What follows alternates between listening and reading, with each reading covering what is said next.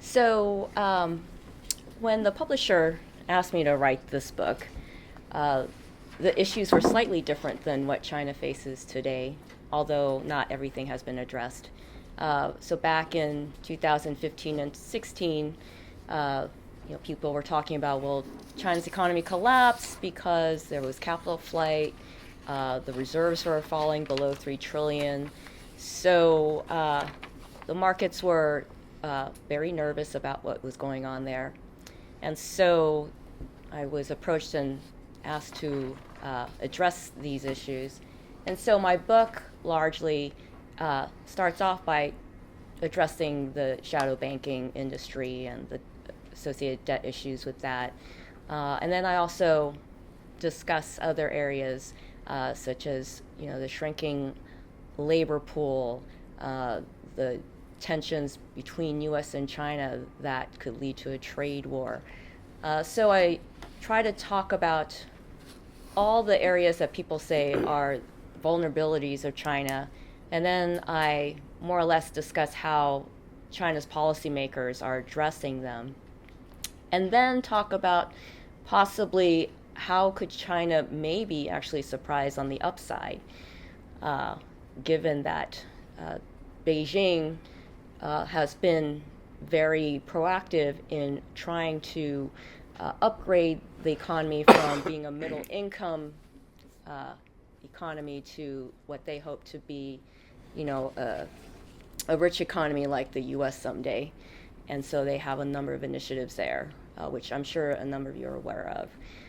So, so that's sort of, quick summary and overview of my book. I'm happy to talk about, what's happening since then. So obviously, people were worried about the shadow banking industry, and I don't know how many of you had followed that, or folks who are in the financial industry and understand what that means. But basically, there are a lot of non-financial institutions that were involved, and some financial institutions, but they weren't regulated perhaps, that created lots of wealth management products that were off balance sheet and weren't really recorded, and they were creating a lot of debt in the country. And so a lot of people were worried that this fast accumulation of debt would be unsustainable, and if there was missed debt payments, you would have a Lehman Brothers type of situation in China. So I talk about the numbers there, and when you look at comparisons of what China's debt levels are in the shadow banking system versus, say, the US or the UK, from a percentage perspective, it's actually not so out of line, frankly. Their debt levels are not worse than ours in many respects. And so I talk about that hasn't reached a point where it should be so worrisome. But more importantly, two things. The policymakers were aware of it and were trying to come up with ways to address it. And so they have lots of ways a lot of policy tools. So they were trying to juice up the stock market there to maybe get these companies to go public to sort of equidize, turn their debt to equity. So that would be one way of deleveraging. More recently, the government has announced, various asset management rules where they're trying to close all the loopholes that the shadow banking industry in China were taking advantage of. And so, I guess people are expecting those rules to come out, before March, and that process of deleveraging and getting these firms to cooperate and abide by the rules, they'll be probably given as much time as they need. Probably initially they'll be given a year and a half, but it could take longer depending on how serious these issues are and how seamlessly they could make that transition. And so not only do they have policy tools and that these people are on top of it, but essentially, I make the argument that economics, financial markets, these are social constructs, right? This is more of a social science. They're not hard sciences. So like with any nation or civil society, you come up with your own rules to make it work for you. And while they have adopted many of the Western way of doing things in order to sort of assimilate into our global financial system, whatever is happening within their borders, they can come up with the rules to deal with it because they're using their own currency. And so they have more flexibility there to sort of test out different policies to see what kind of effects they may have and adjust accordingly. And so, unlike the U.S., where they don't have like lots of rules and regulations that have accumulated over decades, they have taken an approach of being more flexible. So if something doesn't work, they'll just throw it out and start over again. So, for instance, when they wanted to ban winter coal, because they wanted to clean the environment and realized that that had a negative effect on people who had no other source and were freezing in the winter, then they kind of backtracked. So the same will be true in the financial system in China, their approach to the economy. If things are not going to work out, the policymakers will step back and course correct because they have that ability to. And given that their number one objective really is to ensure sort of a stable economic environment there, to provide as many jobs as possible to their citizens, and to try to ensure that all their citizens eventually will have a decent standard of living by Western standards, then you can see that they're going to probably bend the rules on a number of things, especially when it comes to, say bankruptcies and other debt issues, that they'll probably figure out ways to address it so that it doesn't cause a lot of economic pain and a lot of job losses and such.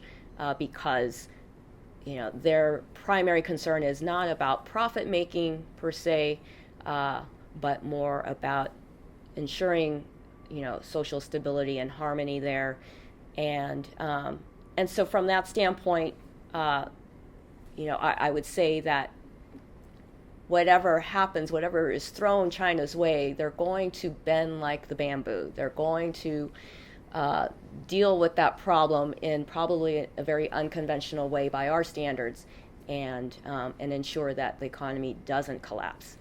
And when I say collapse, I would mean, where there would be civil unrest, where, institutions start breaking down because, people are starving and, you'd be on the edge of revolution or something. Like, they will do everything possible to avoid that scenario.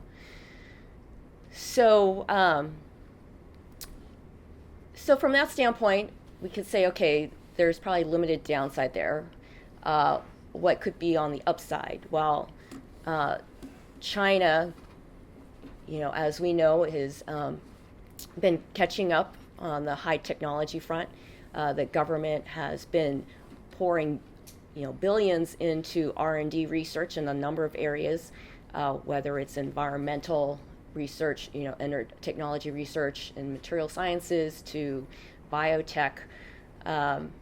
And so if they come up with an innovation that would be the equivalent of the internet that the US government had been able to help create, that could really launch China's economy up, with an upside surprise.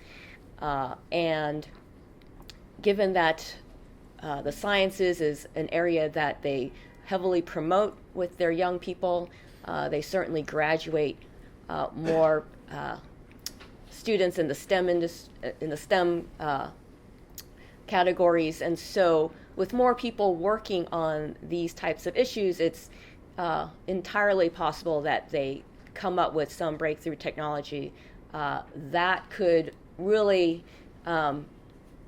take, China and maybe humanity in a completely different direction.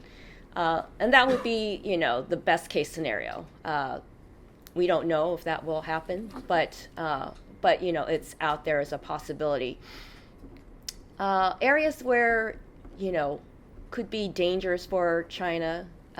Clearly, I mentioned geopolitically, the one area where I take no bets on is, if U.S. and China really have a serious confrontation that leads to some kind of security situation. That, I would say all bets are off. But, that would be true for all countries in the world, I would think. But hopefully, barring something that extreme, I think that China can still survive increased tensions with the U.S. Should things start escalating where there are more quotas and tariffs being placed on products going back and forth between U.S. and China, while maybe in the short term, it could hurt some Chinese companies. But I think because China has developed such a vast trading network, they could, try to, they could easily try to fill in some of the lost demand elsewhere, or just do something internally. But what they have done is that they've really pushed forward with their Belt and Road Initiative, and that is, for those of you who are not familiar with it, basically China's version of the Marshall Plan, to try to build out infrastructure throughout the world and bring in developing countries into the modern economy, and thereby creating more Chinas in the future. And so this, this effort is going to take, obviously, a lot of capital, a lot of manpower, and China is pouring a lot of effort into this area. And I would say that this is sort of their backup strategy, I would say, if things with the West got more tense. And so while that's not necessarily going to go completely smoothly, clearly there have been deals that have been canceled in the past, so they have to, really negotiate with all these countries that they're going to try to build infrastructure with, to ensure that they're completely on board with all what they signed up for. But I think it's still something that the world sees a desperate need for. There's clearly demand for that, and so where there is a problem and a demand, certainly, if China wants to meet it, I don't think that they're going to be stopped. And so I think that overall, this is really a more positive story that I see, and so with that, maybe I'll turn it over to questions. Let's do. I'm going to try something. We don't have a huge group today, so what I'd like to do is go around the room and have each person. I think it's great if we know who's in the audience, because I want to make this more discussion. So if each person would just say who they are, that would be terrific. So just go quickly around the room. Start right here, and say what company you're with. No, nothing else. Jody from the South China Morning Post. Tom Moore with the National Committee. Tom DeLuca, Fordham University. Leela Han with Aon. I couldn't hear you. Leela Han with Aon. Cole Randall with Brushfields. Maya Kelly, freelance. Michelle A. Jackson, freelance. Aaron Stanley, Carnegie Corporation of New York. Debbie Schwartz, Morgan Stanley. Richard Rowe, Energy Intelligence. Yunfa from the International Alpine Communication. Yajin Lee from Association for Energy Affordability. Kathy Tompkins, EI Group. Irving Lee, retired insurance lawyer. Eric Twitchell, Shell Digital Ventures. I'm Joel Epstein. I'm retired from Chase Manhattan and AIG, 2 China units. Patrick Ing, Smart Hill Group. Laurie Sherman, just interested. Xie Yi from Chinese Service. My name is Jesse Emanuel. I'm willfully unemployed. I just relocated from China back to the United States. So. Welcome back. Vicky from Takeoff.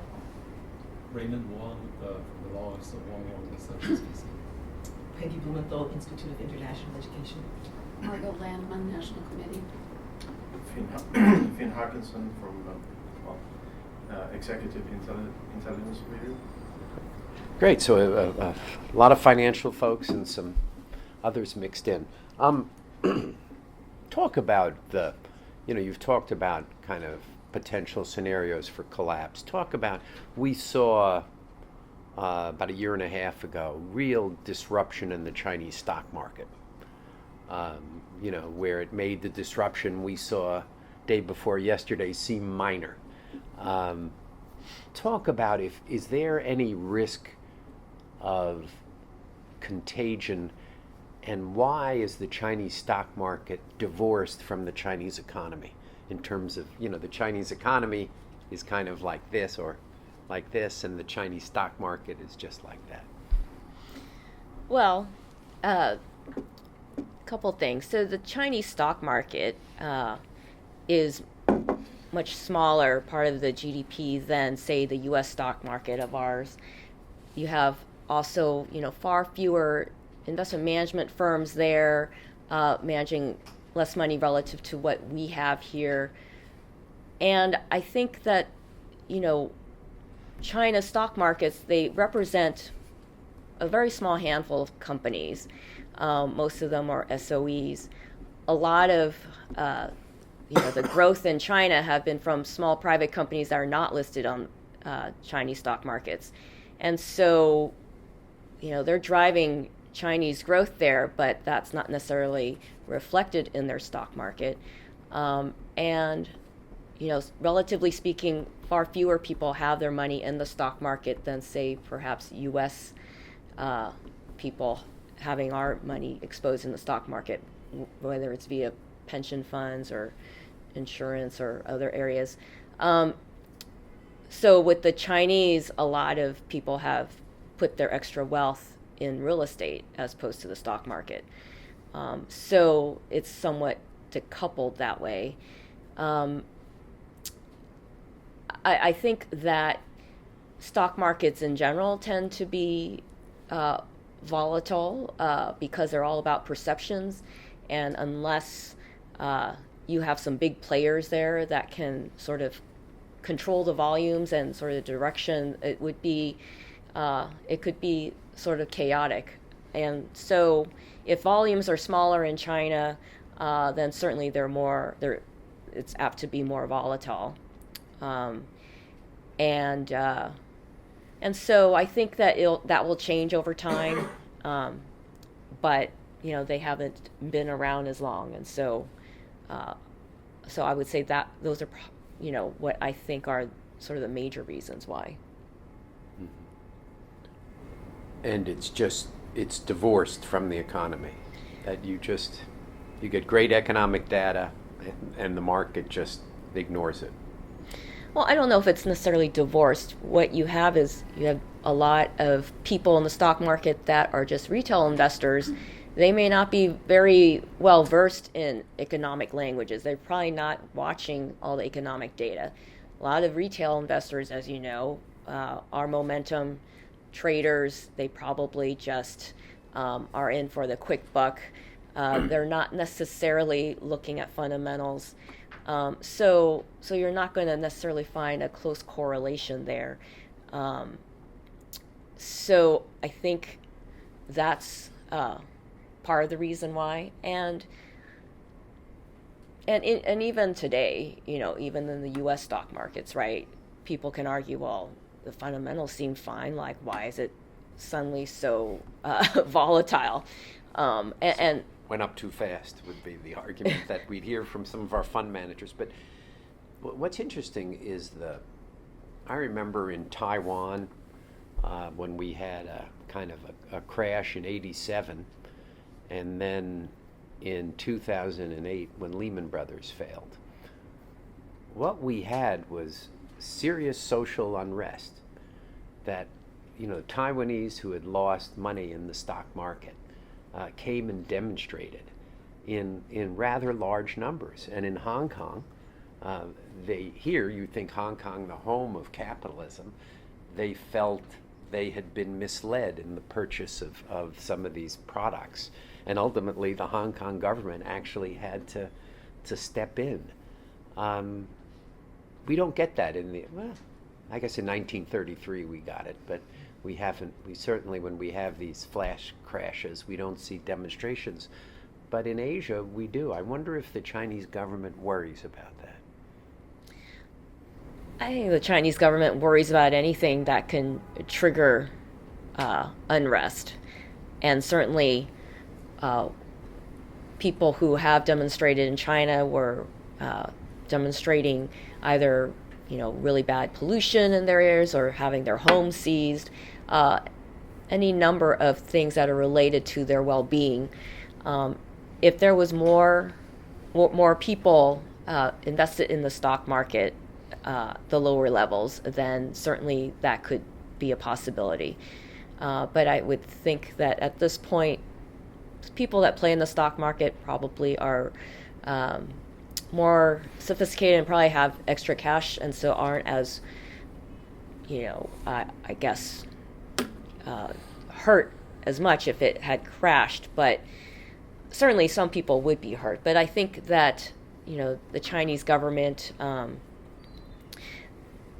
is trying its best to keep speculation from overtaking the Chinese financial markets, and so that's why they've been, rather slow in opening it up.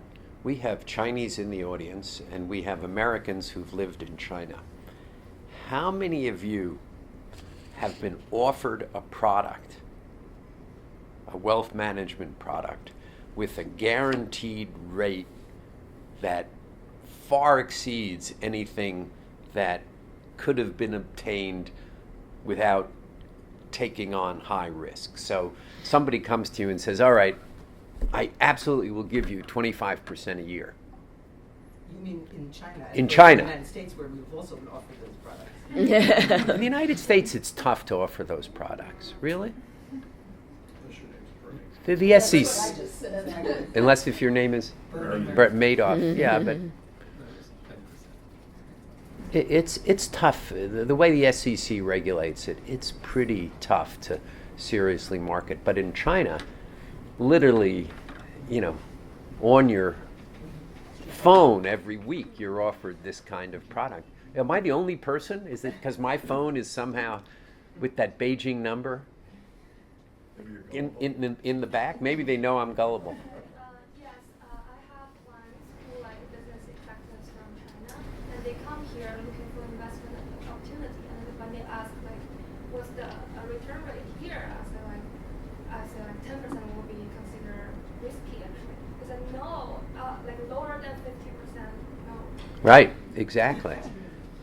And it seems to me what's so interesting is when you think of an economic crisis, I think about massive defaults under these. A lot of these are Ponzi schemes, or not precisely, but they're using new investors' money to pay high returns to older investor money.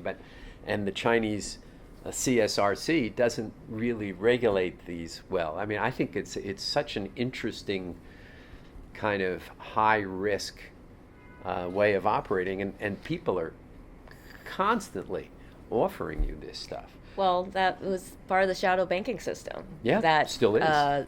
Right, that the government has decided to tackle. And so I think that with their broad mandate to put out these rules to ensure that they can't continue to operate that way, there will be a deleveraging process that I'm sure will cause some hiccups, could actually cause the economy to slow down somewhat this year. But I'm quite sure that these folks have been studying this very closely and are trying to ensure that not one thing will cause, a contagion that would lead to collapse, because Everybody who's dealt with China for a long time says the folks who make economic policy, if they make a mistake, they fix the mistake. well, they'll go back and try to ring fence it, right? Yes. Because whatever wealth management product that collapses there, it'll be denominated in RMB, which is their currency. Right. And so given that the Chinese government has complete control over their currency, they're the ones that make up the rules as to how they're going to deal with that problem. So they can easily, come up with new rules to handle these one-off situations or whatever they are as they go through the deleveraging process. Do you worry, again, I don't see this as a short or even midterm risk, but did you worry that what we're seeing today in China's economy is underfunding of the private sector and overfunding of the public sector? What we've seen is a complete, if we had a screen I could show the data, but what we've seen is a complete flip of private credit. The ratio of private credit to public credit has reversed. So in 2013, you had around 72% of the credit provided to private enterprises, so 28% provided to state-owned enterprises. Now it's reversed. Now we have these inefficient, monopolistic elephants getting 72% of the credit, and 28% is going to the private sector. And we know, both Chinese who live in China and those who study China here, know that the state-owned sector is really inefficient. And the growth that has occurred in China has been in the private sector. So Well- aren't they planting the seeds of long-term risk? No, not necessarily. So they're state-owned enterprises. Certainly, there's some of them that are not very efficient. But if they were to close them down, they would still have to pay welfare to these people anyway. So for them to keep them employed, at least they keep them productive. And while it may not be profitable, they can basically use that extra capacity in projects that are what Beijing is deeming as a priority, namely the Belt and Road Initiative. And so, yes, we've seen sort of a move back to the state-owned enterprise sector, mostly because Beijing has these initiatives that no single private company is large enough and would have the appetite to take on these sort of projects and risks. It requires the government taking the lead, and so What essentially, do you mean? What kind of aluminum, cement, steel? Those are private companies everywhere else.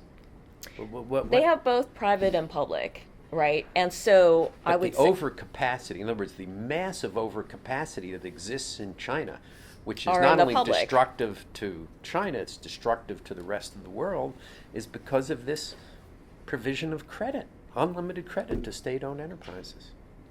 Well, I'm not saying that is necessarily a good way for them to deal with it, but they have basically tried to provision the extra capacity to, like I said, these other infrastructure projects, which can help absorb some of this excessive capacity. And like I said, their number one priority is not necessarily profitability. Their number one priority is actually to try to keep social unrest from bubbling up. And the way to do that is to provide jobs. And so you have a lot of people who don't have a lot of skills. And what are you going to do with these people? I mean, I think that, economies all over the world are actually going to be faced with this problem of do you have all these people on welfare, or do you just try to keep them in their job and hopefully find new ways to use whatever they're producing in a productive way? And so I think that's why you see so much of this government money that has flipped into, Xi Jinping's pet projects, such as the infrastructure projects. And he's also announced that he wants to reduce poverty by 2020. And so how is he going to do that? I mean, they basically plan to move a lot of poor people into homes that have power, energy, and try to lift their their standard of living by using government money to do this. And so yes, I think that from a percentage-wise, we've seen a tilt that way, but that doesn't mean that the private sector isn't still robust. The private sector is getting a lot of money from venture capitalists. You're seeing a lot of companies being funded the way Silicon Valley folks are being funded, with equity, with companies acquiring them and having those kind of exits. And so that new economy is actually thriving and driving a lot of upside growth in China. And so we see basically the government trying to provide a safety net to the SOEs that have not done well and for the people who are not keeping up, but also providing sort of the fertile ground for a lot of entrepreneurs to actually develop new companies and to take the country in a different direction. And here they have created lots of incubators, provided a lot of capital to these folks so that that possibility is there. Boy, I always thought I was an optimist on China. Whenever I'm in a room, everybody says, "You're the most optimistic," but Anne, you put me to shame. Let me just, when, in my investment career, I sought monopolies.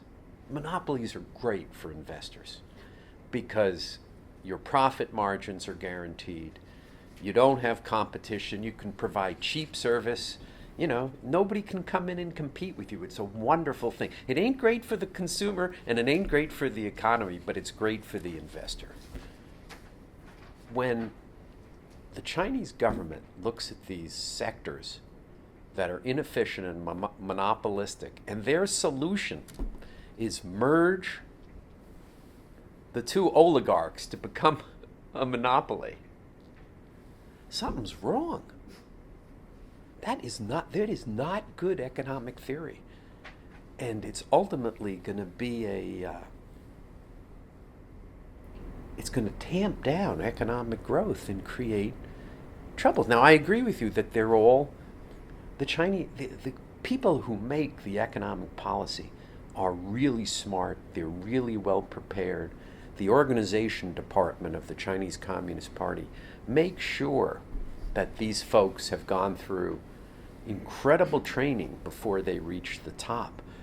But boy, some of these policies, having said that, some of these policies are 40 years I've watched it, and it's been the private sector that has driven growth.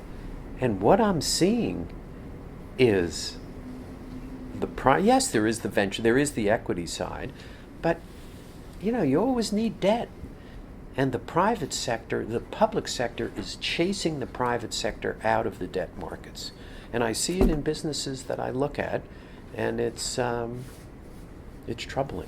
Now, I wanted to come back excuse me, to the comment you made about ring fencing all of this debt that comes from wealth management products, as well as some of it that comes from just poor investments that people have made. And you implied, but I'm not sure whether you meant, that there would be that the government would somehow find a way so that nobody got burned, as opposed to other countries where there's a sharing of the burden. So could you talk a little bit about how you feel some if any of that pain will be borne by the people who made these stupid investments in wealth management products. I mean, there's just billions of dollars of non-performing wealth management products. And do you think that the government's going to shelter all of it, or will they let, under some conditions, certain types go down and people pay the price for it? Well, I can't speak for how they're going to deal with every single one. I'm sure that they're going to try to let some go, and we've seen actually some bankruptcies already. So they haven't caused contagion, and how much they bailed out some of the folks and how much the other people had to eat those losses, it's not entirely clear, but I think that their objective is to make sure it doesn't spread. And so to the extent that if it's just a number of super wealthy individuals, they're probably going to just have them eat the cost for the most part. But I think that what they're going to, and this is going to be trial and error, right? Because they've never done this before, so they're probably going to make some mistakes. So I would not be surprised if there would be another kind of panic that ensues once they put this rule in place, and maybe there might be a messy unwind at some point. But if it got to be dicey, then yeah, the government will step in, try to freeze things, much like what happened with their stock market. Like when it started to go into free fall, they basically stopped trading. They basically told various folks to kind of step in. And so we in the West might not agree with those steps and think, oh, that's so heavy-handed, that's not a free market, et cetera, et cetera. But from the Chinese standpoint, remember, they just have different objectives from us. They just want to make sure that the economy, may hit a bump in the road, but it's not going to have a collision and just, go off the rails. And so, will that create moral hazard? Perhaps, but we could say the Federal Reserve did something similar. In 2008, they went and saved some of these big banks when they could have all gone under because they had so much bad derivative debt on their books, and basically kept the financial markets afloat. And so a lot of people felt that is the whole too big to fail, and were really upset by that. But the Federal Reserve and the U.S. government did it because they don't want the whole system to fall apart and people having going to barter systems and having total chaos that way, right? So the governments are going to step in when they need to, and to the extent they need to. And so I would say the Chinese policymakers watched very closely what we did during that period, took lots of notes on what to do and what not to do, and I think that they're going to basically apply some of those lessons with this deleveraging exercise. The United States Trade Representative a few weeks ago submitted to the U.S. Congress a report which, is, anybody wants to read it, it's really quite amazing. It's almost 200 pages, and it's worth reading if you're interested in U.S.-China trade relations. The most important, right at the beginning, he says that the United States erred in allowing China to join the WTO on the terms that we did. That the ensuing 16 years, close to 17 now, has created enormous injury in the United States. And he then goes on in this 170 pages to list all the actions that China has taken that hurt the United States. He basically argues that the WTO never envisioned having a country like China as a member, that the state-controlled economy allows it to do things that we never anticipated. And you almost can't fix it. When you read between the lines, he doesn't say this.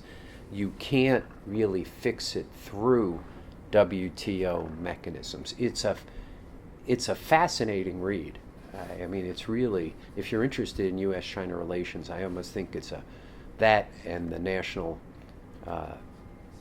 the strategic, the national strategic and security documents are equally worth it, but this one is about 10 times longer. Do you think, if this is more than words, then the solar panel tariffs and the washing machine tariffs are nothing, that we're going to start fining China for IPR violations, for any state participation in a particular industry?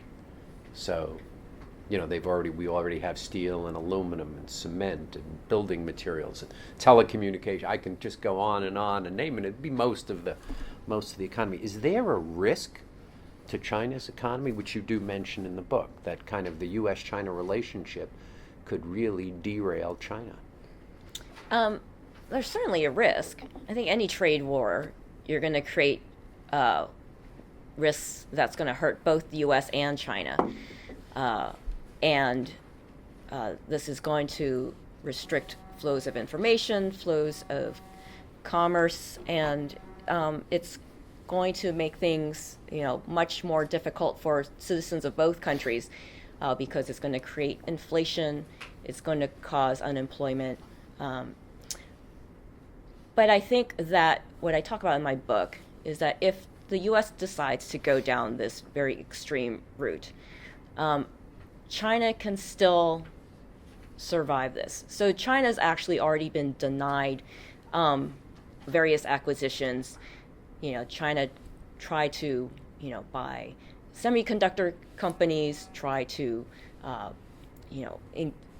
buy various high-tech companies and have been blocked by CFIUS. And so what China has done instead is try to just have their own homegrown domestic innovation centers to develop all this technology on their own.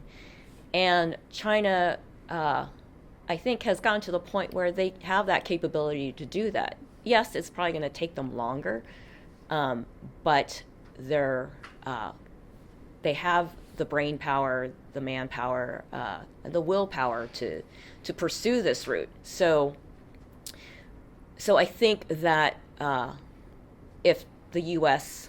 decides to go hardcore and say, we're just not going to deal with China on these fronts, in the end, the U.S. might actually lose out, given that China is actually pursuing a lot of things like AI, like a whole number of high-tech initiatives where it's a very close race in terms of innovation with the U.S. And if China somehow pulls ahead, then it would be the U.S. loss if we decide that we don't want to engage in trade with China, because then we might be missing out on any of the latest technology.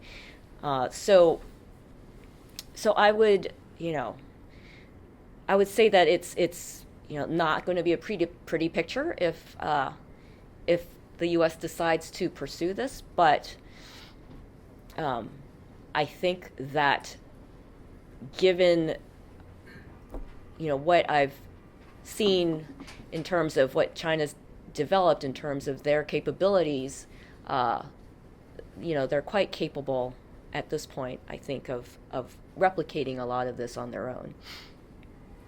I had a hand back here. Yeah. I just want to say it's a great book. It's compact, and I added to like a little red book, the little yellow book. I just had some questions about economic development in terms of the Belt and Road Initiative. I think there's a lot of naysayers saying that now China's creating a lot of debt in a lot of these countries where they're providing loans. And I was wondering what your perspective is on economic development, how China's economic development is different from this in Western form of economic development. That while there is debt, I don't see it anticipating into something that will create negative growth. I mean, China's economic development now is more about trying to create reforms to sort of address whatever imbalances exist in the economy, because they inherited a lot of, obviously, the SOEs. They operated as a command economy before they joined the modern economy, right? And so they have a lot of legacy that they have to deal with, and a lot of the reforms are to try to address these issues, and they're going to basically take their time to slowly pivot away from that into more of a market-oriented economy. And so I don't know if that's what you're asking me. Loans in terms of foreign enterprises, loans to foreign countries that are made. Is that going to basically prevent these countries from not developing properly, or do you think that's something that is necessary but still create positive growth? Talking about developing countries that China's working, especially around a Belt and Road Initiative. Wait, so you're asking me whether having foreign companies... So basically China providing assistance, economic assistance loans. Oh, to the developing countries, Right. whether that's Be a negative. for the developing... Pay it off. What do you think? How do you think that's going to develop? I think it's all the devil's in the details, right? So I think it depends on how they structure a lot of these things. But, a lot of these countries, they don't have a lot of technical know-how. And China's built a lot of expertise around infrastructure development. And so for them to go in there and basically design whatever infrastructure plans they have and teach these people or manage the project that way, I don't see how that could be wrong. Once the infrastructure is developed, then those local economies can start to flourish in ways that they can't at this point. And then over time, they'll develop the expertise, I'm sure, to take on the big engineering projects too, but that would take time, right? It's not something that people are going to learn right away if they've been an agrarian society, for instance. You don't foresee the debt problems and the ability to pay back the debt in terms of From the developing countries that China's going into. Right. I mean, if they have problems paying it off, China, I'm sure, will renegotiate the debt in ways that they will roll it over, or they'll just change the terms so that they can pay it off. I mean, debt is, again, just another thing that people invent and create, and it can be modified. It's not set in stone in any way. So talk to Venezuela. And so and their relationship with China today. Right. So basically, it's just a contract, really, of two parties and what they want to agree to. And so, if they miss a debt payment, then they'll just go back to the negotiating table and. Like Greece did? Right. and just figure out another deal. A great example that I've recently run into is I have a really good friend. He's from the Kachin rebel group in Myanmar province, and recently China had one of these initiatives where they were building a dam in the northern parts of Myanmar. That's actually in the Kachin area, held territory, and they negotiated with the Burmese government. They didn't negotiate it with the local Kachin governments. They have their own kind of independent government set up there. And so one of the things that they did is the Kachin people were really upset about the deal. They didn't like the way that the Chinese negotiated with the Burmese government, didn't negotiate with them. And so actually Beijing, the capital, they called up my friend to come up there with a catching delegation to actually negotiate specifically with them and say, what do you guys want? Like, we want this dam in place, we want these infrastructure projects going through the catching, not state, the catching territory, held territory. What can we do for you, as well as negotiating the original projects? And so actually this dam has been shut down for a couple of years, but they're just doing basically all they can to negotiate properly with the locals there in all aspects, and they're just doing a very good job of basically negotiations in those aspects. The Chinese would love that if they switched it and had people going in and negotiating directly with the Xinjiang government or the Tibetan government. No, they weren't like that. But It seems like a model.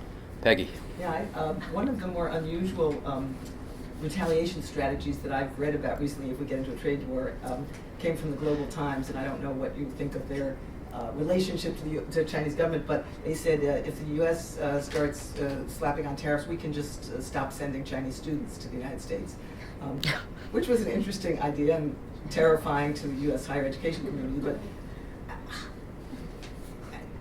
there are many reasons why the Chinese students may want to start staying at home for all these good economic opportunities. But do you think that such a strategy is? Do you think the Chinese seriously would try to stop sending? I don't think that would be wise. I mean, I would see them suggesting that, people not necessarily spend their tourist dollars here, right, as a more logical way to hurt us, as opposed to. Except that it would benefit them to keep these very smart students home.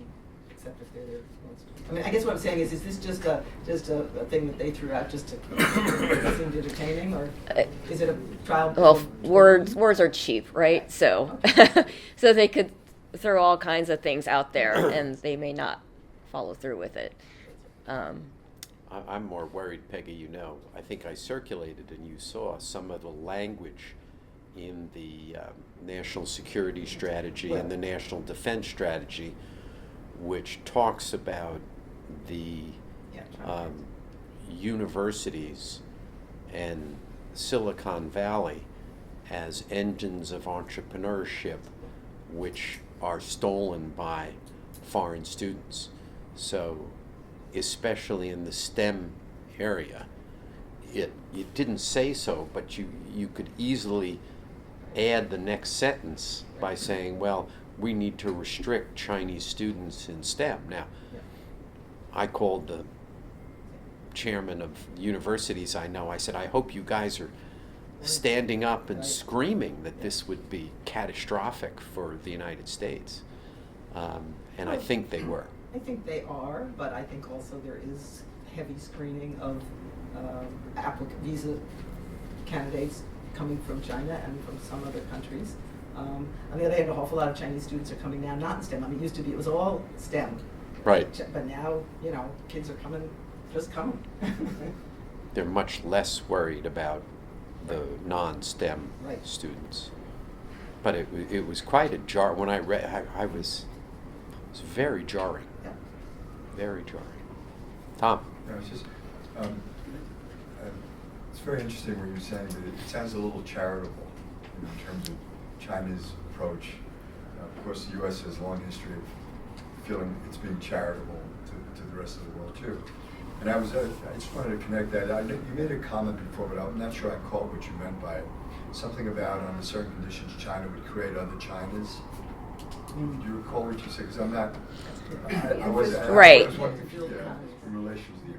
So I was wondering if you could expound on that a little bit, what you meant by that. So the Chinese have basically decided that their experience was worth sharing with other developing countries who wanted to also, I guess, develop economically in the same way, basically very admiring of China's economic miracle. And so China basically has sort of offered various countries that, we can share our lessons on like how we've approached economic development, and this is, how we did it. It was, based on cheap labor, based on infrastructure investment, et cetera, et cetera. And so with the Belt and Road Initiative, that would be one way of them exporting, those ideas to these countries. But as you suggested before, though, it seems the Chinese model for itself is very much a political model for all the reasons that you said. So would that also be the political model they're exporting? Sometimes called something like the Beijing consensus or something like this? Well, you could read it as such. I don't think they see it that way, right? Because they basically see it as sort of a practical approach to economic development. So they're not necessarily advocating authoritarianism per se. Neither are they advocating democracy. They're basically, saying, well, these are the steps we took to ensure that economic development can take root and start growing organically. And if we want to interpret that as, a more hands-on command economy approach, state, capitalism, what have you, I guess you could draw that conclusion, but I don't think it's explicitly that way. So, China has, in the last 30 years, taken something like 700 million people out of poverty.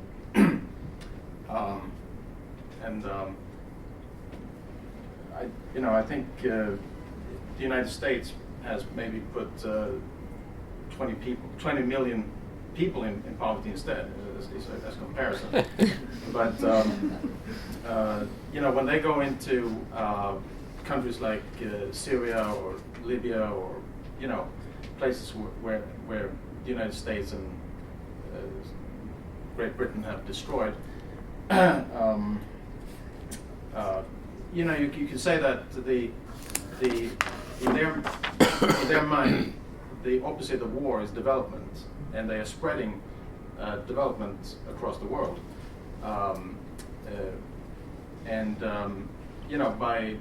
They can you can actually scientifically know that certain infrastructure projects will spur economic activity, and in the future create trading partners, like in Africa these days, yeah. So, in my opinion, China is also trying to end geopolitics in the world by their Belt and Road Initiative, and end geopolitics. So basically end wars in the future, and you people should probably start thinking about. I think it's petty to talk about trade wars. China has this idea of they call it win-win strategy. So that when they go to country, they really mean win-win. Both are going to win, not like Western zero-sum games. So yeah, I think the rest of the world will see. They're going to like what China is doing for them, and create small Chinas, you could say. China. Other questions?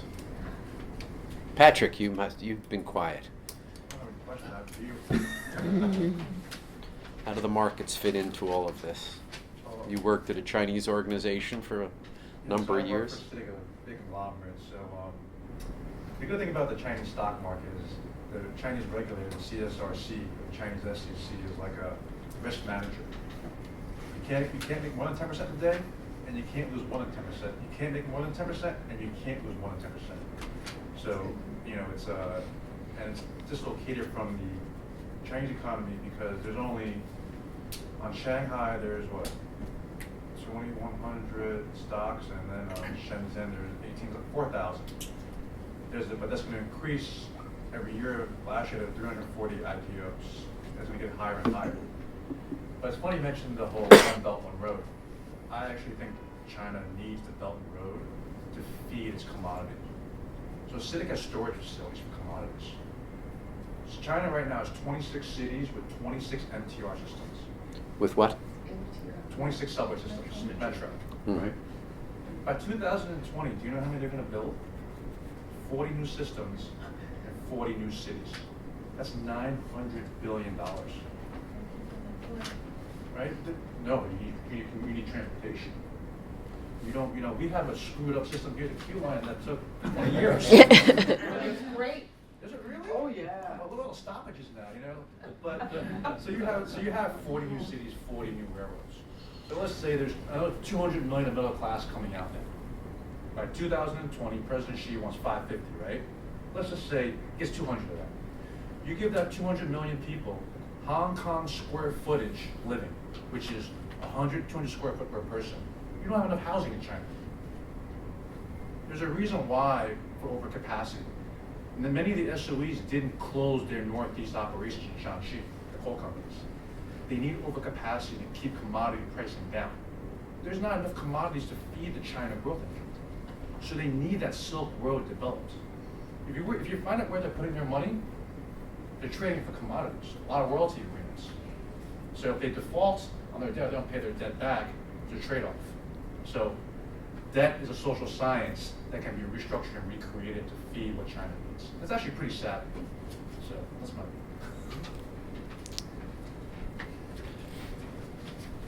Other folks, we haven't heard from a lot of folks in the audience. I have another question, if that's okay. Sure. Go ahead, since we've got silence from the others. You were talking about how there may be a new type of technology that China might come out with that revolutionize the world. And of course, the big buzz and hype about the new technology is blockchain technology. I'm kind of curious if you have any kind of thought about how the Chinese government is looking at blockchain technology in the future. And it seems like just inherently kind of a technology that the government would not be super okay with because it kind of supersedes some controls. But I don't know if you have any ideas about this technology and how it's going to affect the Chinese economy. Well, blockchain, from what I understand, can be applied to anything and everything, right? Yeah. So far, the government has only come out against Bitcoin and other cryptocurrencies, but that doesn't mean they're against blockchain. I think blockchain actually could really streamline and make efficient a lot of things. It could completely overturn economics as we know it too, right? Because today, a lot of the industries like the music industry or advertising or all these other industries are, because they're being digitized, a lot of those royalties are going away and it's easy to copy and whatever. But blockchain can actually track all those very seamlessly, right? If someone wanted to use an image and they're not paying royalties, the blockchain can find it, right, with AI, and then basically have someone pay, the actual originator of that some kind of royalty fee, and it would be done very cheaply because you don't have to have people intermediating this. So I think that blockchain would be very promising, and I don't see why the Chinese government wouldn't embrace it in some form or other. But I think it's in its early days, and so we'll just see what sort of regulations will revolve around that. It's hard for anyone to know now. Yeah. Well, join me in thanking Anne for giving so generously of her time. The book is available outside, and she's available to sign it. Thank you, Steve. That was great fun. Great Yeah, fun. I appreciate it. Sorry, I was